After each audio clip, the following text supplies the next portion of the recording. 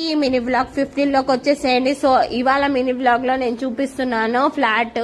So ఇది without interior అనమాట. Interior కి వచ్చింది మాకు. సో ఇంటీరియర్ చేయడానికి ఎంత కాస్ట్ అవుతుంది ఏంటి అనేది మీకు లాస్ట్ లో చెప్తాను.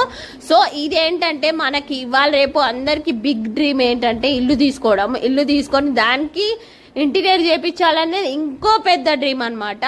సో అది ఎవరికైనా ఇచ్చినా కానీ ఇవాళ రేపు చార్జ్ చేసేది 15 to 20 lakhs అనమాట. మొత్తం వాళ్ళకి ఇచ్చేసేయాలి ఇల్లు. వాళ్ళ ఇష్టం ఉన్నట్టు ఇంటీరియర్ చేస్తారనమాట.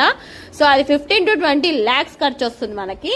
అలా కాకుండా మన ఓన్ గా సెల్ఫ్ గా మనమే ఇంటీరియర్ చేసుకొని ఎవరిది వాళ్ళకి ఇండివిజువల్ గా వర్క్ ఇచ్చేస్తే ఎంత పడుతుంది అనేది మీకు ప్రతి ఒక్క బ్లాగ్ లో నేను మీ ముందుకు తీసుకొస్తాను. తక్కువ బడ్జెట్ తీసుకున్నాం. ఎంత అమౌంట్ అనేది మీకు కూడా అసలు ఎక్స్పెక్ట్ చేయలేరు మీరు. నేను లాస్ట్ లో చెప్తాను ఎంత అమౌంట్ అనేది.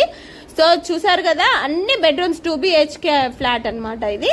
సో దీనికి అంత వితౌట్ ఇంటీరియర్ జస్ట్ సెల్ఫ్ ఇచ్చేసారు బిల్డర్. సో అది మేము ఇంటీరియర్ చేస్తున్నాం అనమాట. మొత్తం చిల్డ్రన్ బెడ్రూమ్ గానీ హాల్ గానీ అన్ని మీకు విత్ ఇంటీరియర్ తో పాటు విత్ ఫర్నిచర్ తో పాటు అంత ఫినిషింగ్ ఇస్తామన్నమాట దీనికి. సో మీరు చూడండి ఎలా ఉంటది ఏంటి అనేది. మేము లాస్ట్ లో చెప్తాం ఎంత అమౌంట్.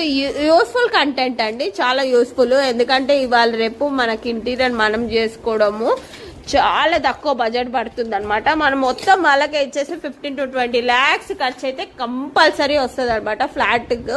ఇక ఇండిపెండెన్స్ చెప్పవద్దు ఇక ఎంత ఖర్చు వస్తుంది అనేది అది కౌంట్లెస్. సో మనకి మీకు ఇది యూస్ఫుల్ బ్లాగ్స్ చాలా యూజ్ అవుతుంది. అలా అనేసి మేము ముందుకు తీసుకొచ్చాము. చాలా బాగుంటుంది.